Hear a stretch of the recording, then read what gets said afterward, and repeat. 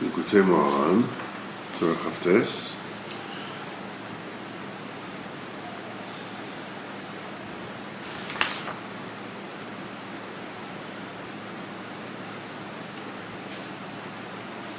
So we said, if you'd, we said, you can't talk when there's no tikkun haklali. When there's no tikkun haklali? When there's no tikkun haklali, you can't talk. Adibur asa. It's only in the days of Reb Shimon, when there's tikkun haklali, when the bris is proper, the shechina is accessible to Kudsha Bichol, then the dibur is mutter. He said the principle is in the days of Reb Shimon the dibur was allowed. After the days of Reb Shimon, dibur is asa. Why? In the days of Reb Shimon it was tikkun habris. Reb Shimon Chai represented the kedushas of bris with tachlis hashlemus. That's why we said the rainbow was never shown during the days of Reb Shimon. When the kedushas of bris was b'shlemus. The pin represents a stake, on the nail that sticks into something. So this is divrei Torah kedorbanos, the words of Torah. It's like a stake that you put in. What's it called? This thing that cowboys have the back of their boots. And then round thing that what's it called? The thing that you to kick the horse. Yeah. So, divrei Torah kedorbanos, so try to go down and put the pin in. The pin represents divrei Torah. So it doesn't go in. Why? Because we're in a state of the dibur is not allowed. The dibur is asa. So that represents when Adom al-Vushayach, the garments are red, the virus caused a separation between this world and Kudsha Bichol Kaviyachal, where an open joining is not possible. It says, Datzal Eilavel. In other words, he stuck it above that sikus, or that pin, that stake, the divrei Torah above, and he'd go in. In other words, when the aspects of Bil Moed Rabbi Shimon, in the days of Shimon Bar Yochai, Shehu Keshet Abrim, that represent the rainbow of the bris. So tikkun haklali, that's the tikkun haklali. She'az adibur mutar, then the dibur is allowed. Ha'im asher alaim she'i efshar taken adibur, he showed them that it's not possible to fix the dibur. Kivatei shevach hatzadikim, only when you praise the tzaddik. This elevates the word. Tikkun haklali l'dibur. That's the tikkun haklali of the dibur. As you noticed, there's a tikkun haklali to everything. The tikkun haklali to the dibur, the tikkun haklali to the money, the tikkun haklali. So everything has there's a tikkun haklali of the dibur, the shevach hatzadik. It is through the appraisal of the tzaddikim. So what you do is you bring to life the koyach of the tzaddik, which is pchinas bris. And this is how you elevate the moichin. You bring about das to the dibur. And then the dibur is miskabel. We started the Torah by saying not every talking is called dibur. Because a dibur doesn't have any good in it, is not received. I mean, people can yap and flap their lips as much as they want. But it doesn't stay, it doesn't go in, it doesn't, so he said. No chatzilega. It's not a... the fact that you said words doesn't mean you talked. Only there's good in it. The good gets into the dibur when you elevate the das. In other words, a dibur has a goodness in it when there's das in it. There's seichel in it. It's just saying whatever comes to your mind. You're saying shtisim. But when somebody tells you dibur, the das, well, anything. So I've been lying recently. Right. You know, that's the if there's no, wherever there's das, you know, then the dibur is called a dibur. There's good, because the das introduces benefit into the dibur. And everybody wants a benefit. Everybody wants goodness. So we say, yeah, but how do I elevate the das? How can you? We said the elevation of the das. You can understand that not every dibur is called a dibur when you're talking about somebody else. When somebody else is involved, you know, you go to somebody and you listen to what they're saying. And if they're saying what they're saying has seichel in it, you're interested in what they're saying. They're just talking shtuyot, you're interested in what they're saying. But when we're talking about yourself, when you're talking about yourself, it's a whole, how can you elevate your own das? That your own dibur will be the way it's supposed to be. The answer is you praise the praisal of the tzaddikim. The meaning of it is you are, when you have no patience. You have the patience. You have no patience. No, I'm not patient. You have no patience. I'm sorry, I don't have. There's no das in the dibur. You just wanna. Yeah, there's no das in the dibur. There's no das. It's just like you're not capable of das. Per definition, as we said, is the combination of chasadim and gvuras. In other words, when you can bring into account the pros and the cons. You know, tzad echad, you should let go, give it this. Tzad sheni, this, you know, of course should stop. You can. Das means that you're looking both ways, and you're saying like, you can see chesed as an option, and you can see gvuras as an option. It all depends, you know, on what kind of benefit you're trying to arrive at, what kind of teyelas, what kind of progress you're trying to achieve. This is Kameichel de Gadlus. This means you're talking b'das. You're open to all possibilities. The main thing is what the result is going to be. Kameichel de Katnus is when I don't have patience, which means already a certain strategy, a certain way of acting, a certain thing cannot be considered. In other words, whether it's going to be good, it's going to be bad, it's going to have good results, but it doesn't matter. I have no patience. It's pshat, you have no das.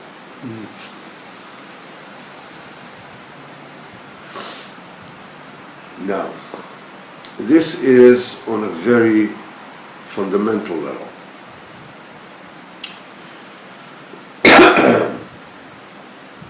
But there's a higher level of das, beyond this elasticity of consideration, you know. I'm flexible this way, that way, I'm open, I can hear, you know, it's okay, I'm calm, I'm broad, I can think about it. Besides that,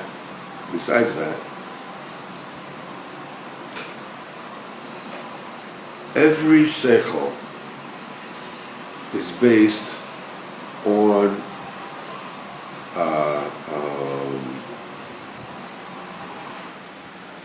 basic assumptions. upon which we don't argue. That's called the Chachma.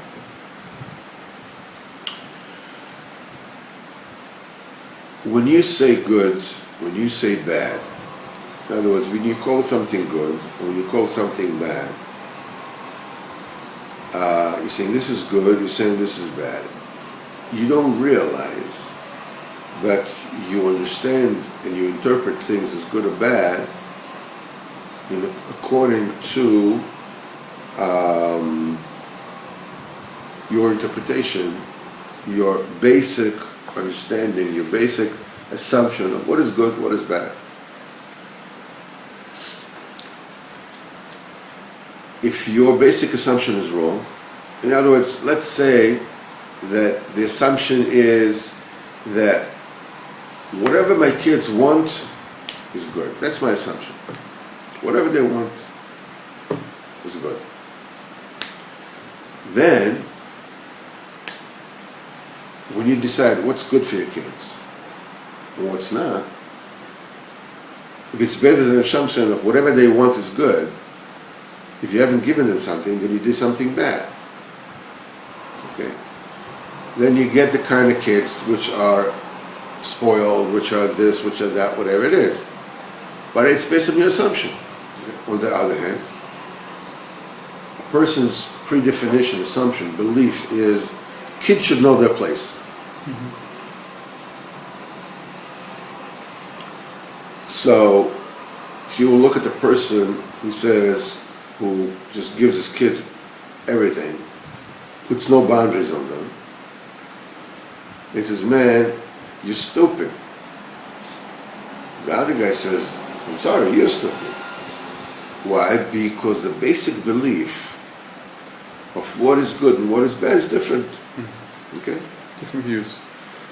It's not different views, it's different basic assumptions. Different set of beliefs. We call it political philosophy, moral philosophy, whatever you want to call it. It is most evident. Okay. It is the most evident in the way that Arab countries, they have, the Western countries look at Arab countries, and they say,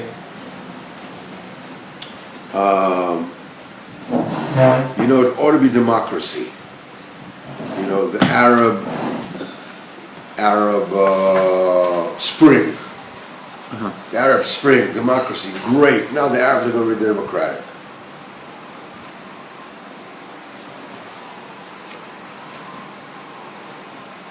Look what happened. Why? Because we believe in democracy. So if it's democracy, then suddenly everybody becomes, a Swiss finishing school for girls. Everything is like everybody is going to be nice to everybody, and is going to give Hello Kitty paperwork, whatever it is, and stuff, and handbags, and everything will be nice to everybody. Everybody's going to be nice. Yes. The only problem is that the basic assumption of an Arab, of a Muslim, are totally different than the basic assumption of even, the Christian world is full with hypocrisy, goodness for everything or whatever it is, until you cross me. Until you cross me. You can see that more than anything by Americans.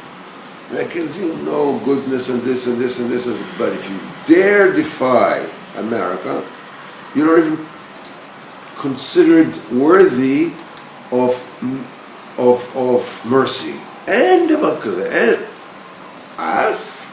Forget about it. So I'm saying that the das have to be is based on the basic assumption of what is right and what is wrong. What is ma nachon and ma lo nachon.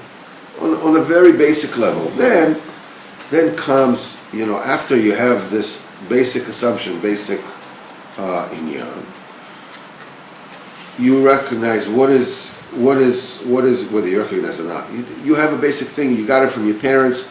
This is good. This is bad. To be a yidden to be from is good, and to be this and this is bad. Okay, now comes the das. The das is the thing that interprets on the day-to-day basis, what am I doing now? Is that good or bad? You take it to the courts of your mind, of what your mind says, okay, this is good, this is bad, and you review it, and you say, this is good, or no, this is bad, right? The problem is that the court of the mind, the way to the court of the mind, of the real court of the mind, is closed off when the bris is not proper. That already twists the mind.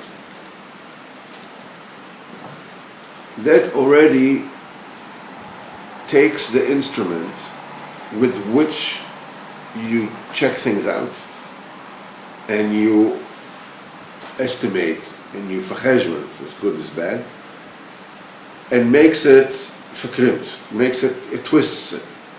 Okay? It's like taking a ruler that is not straight and trying to measure things to see if that's straight. Will never work. When the mind itself is damaged, because what is pagama bris? Pagama bris is the damage of the brain. when the mind itself is damaged, you can measure and you can be intelligent and you can be, sharp as a tack. But if your mind is damaged, is twisted, you can never ever, come up with a true measurement of what's good and what's bad. This is what we said. A person has a heart, which means the desires and wanting, whatever it is, and he has a mind. The mind is a cold instrument that measures, this is this wide, this is this high, this is yay big, this is yay whatever. Which means this is good and this is bad. Okay? Now, what happens is that one of the two is the leader. It's either the heart or the mind. If the heart is the one that leads, if your desires are the thing that lead you, no good. what happens is that it influences your mind. What it means is then your mind, it loses its objectivity. And instead of actually helping you arrive at a decision of what is right, understanding what is right and what is wrong, the mind becomes a lawyer to explain why your taivas are good. That's the right thing. This is what the right thing is.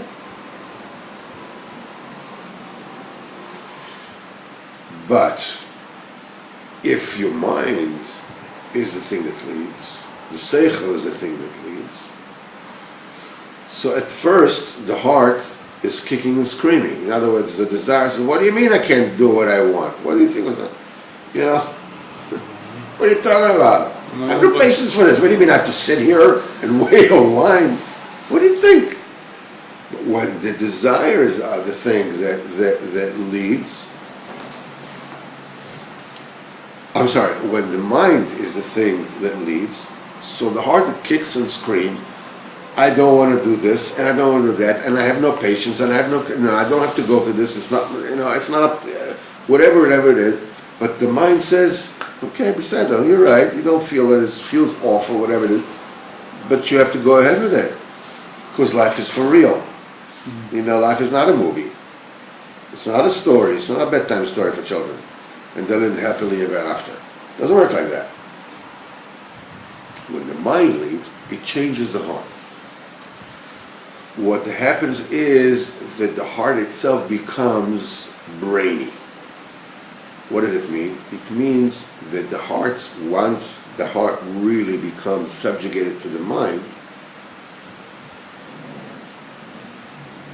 The heart wants only that which the mind says is good. In other words, when you know that doing good is the thing, and you follow it, you change. And you have a desire to do chesed. You have a desire to do good. That becomes your desire. You have no desire to harm anyone. It's not just all about me. It changes the heart. But there's something even more incredible that happens. In the Meleches HaMishkan, it says, Uvelev kol chocham lev nasati chochma. And the heart of anyone who is a wise man of the heart, I gave chochma. So, I remember Muslim says, what do you mean the chochma in the heart? Chochma does not belong in the heart. Chochma belongs in the brain. The heart is the feelings, as you're familiar of the emotional side of you. Chochma means seichel, right? Means intelligence. What does the intelligence have to do with the heart? Why, as the Torah says, I put the chochma dafka in the lev, is because the mind has a plus. It is objective. It can be objective if you don't contaminate it by following the heart. It can be objective.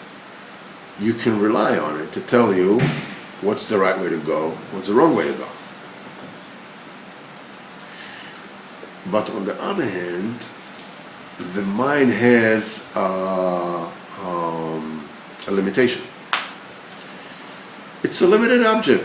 It's a tool. If a person is smart, he's smart. If he's not, he's not. You can't be smarter than you are. You're just as smart as you're smart. That's it. I can't play music. That's it.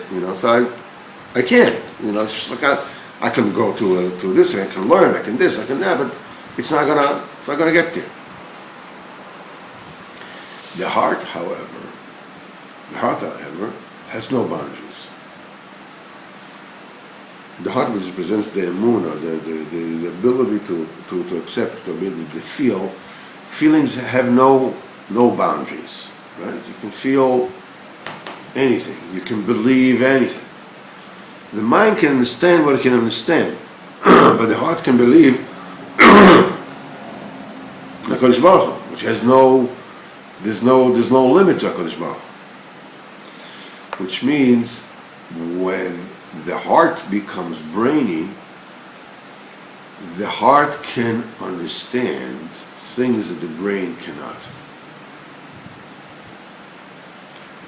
This is called Ruach HaKodesh.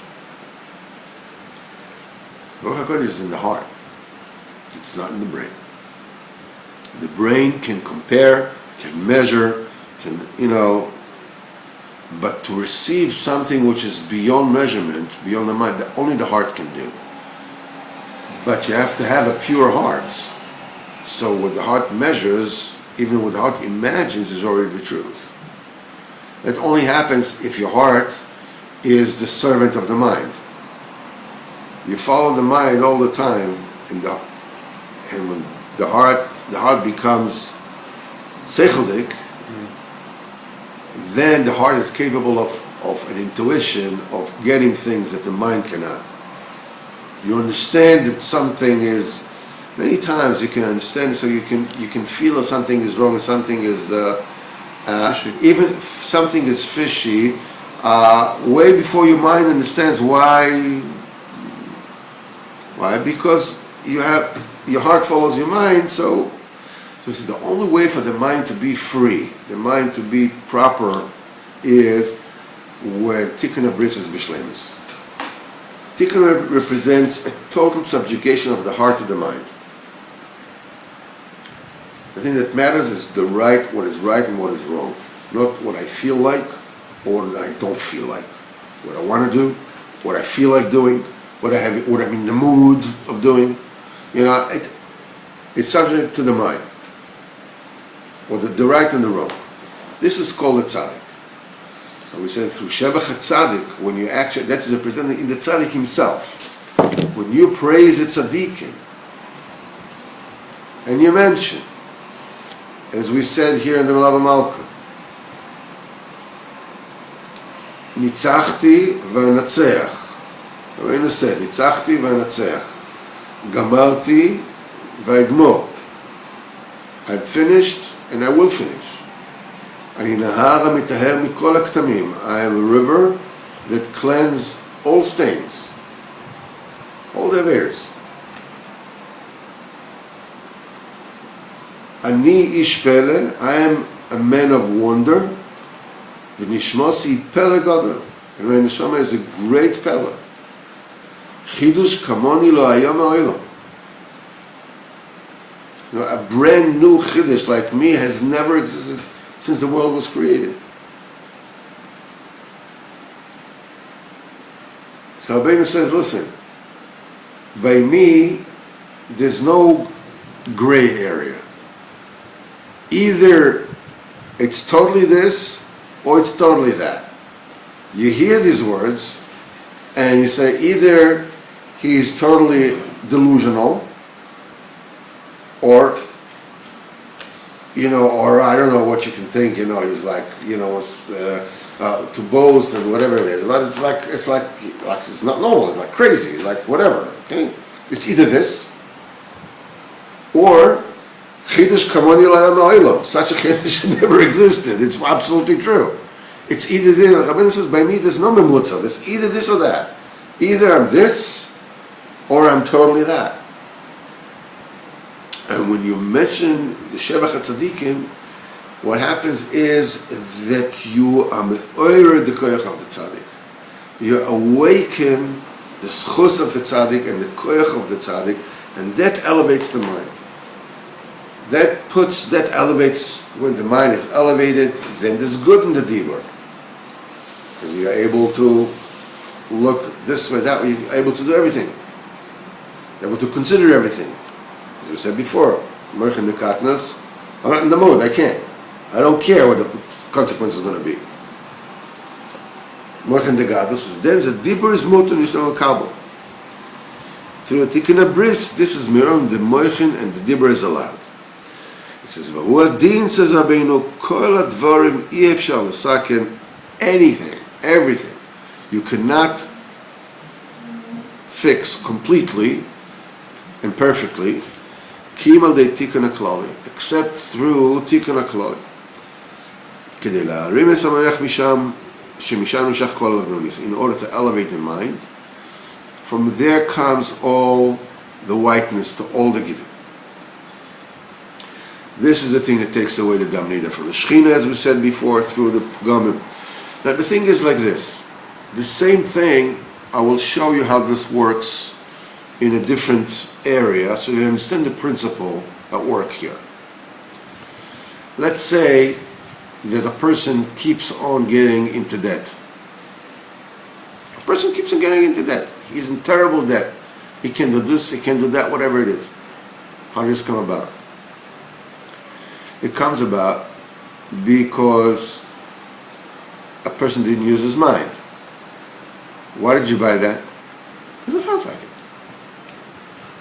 I had mine in my pocket. So I felt like it. So I felt like it, so I did it. This is how a person gets into chayvus, right? And then he doesn't have money, so he borrowed money from somebody. Then he buys more stuff he doesn't need. And buy more stuff he doesn't need. And he has to borrow another money, then he cannot pay the first person. So now he has to pay something, some kind of bill comes up, and they're going to make an ikul, a lien on his whatever it is. So he borrows from another person. So now, what am I going to do? Pay the first person? I'm not going to pay the first person. I haven't paid the first person.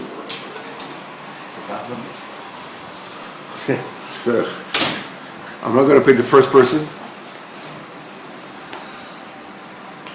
because now I have the second person to pay. So after a while, I already say the first person I'm going to pay him, and I didn't pay.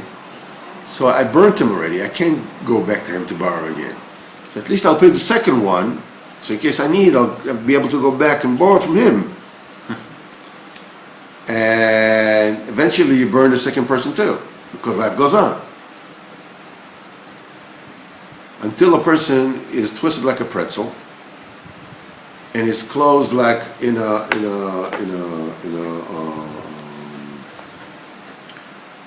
Michigan jacket, you know, and he can't move. He's out of his house, and they close the electricity, and gewalt.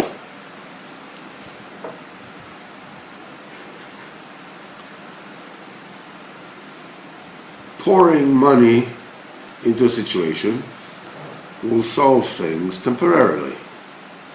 Okay, we pay all the debtors, everything is fine. Then what? If there's no seichel, there's no das, you're bound to repeat the same thing. And forget, now you'll say, no problem, I did what I wanted, and look, everything is fine.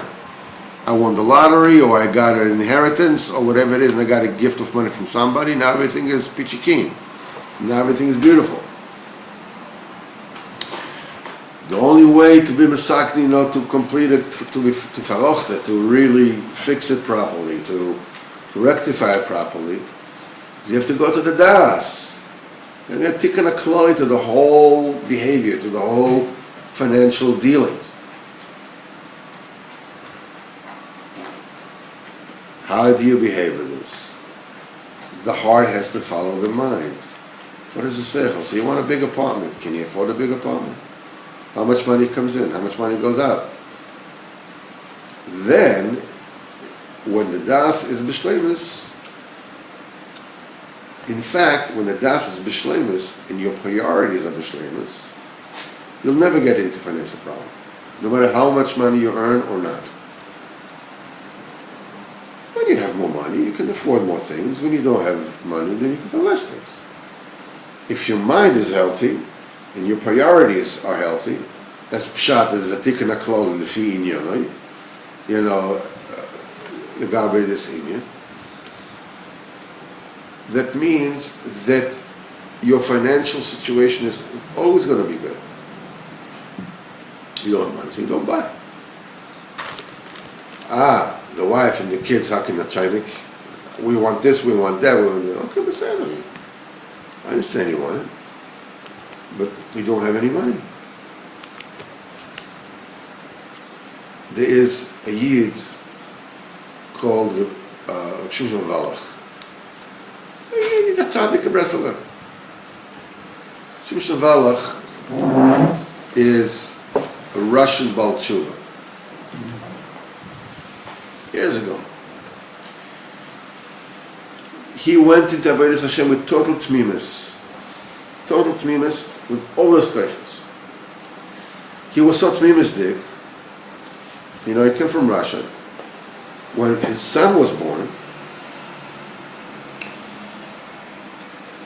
and then they had to explain to him, you have to make a bris, so he didn't know what it is. So they explained to him. So he said he also has to have a bris, because his parents never made him a bris. He didn't even know anything about it. So they made a bris for him and his son the same day.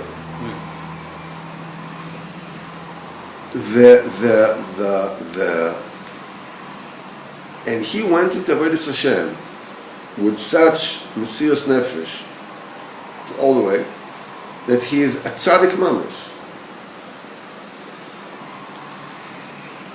In his house, his son, he's a very choshev yid. He's a Eidim Bar Simcha Balev. He's a son-in-law by Simcha Balev. Very choshev yid. He said in his father's house, the father would say, you know, he says, we have a candy, I'll give you a candy. But if you behave well, I'll give you two. So the child will behave well, so the father will take the candy and break it in half. So he gave him two.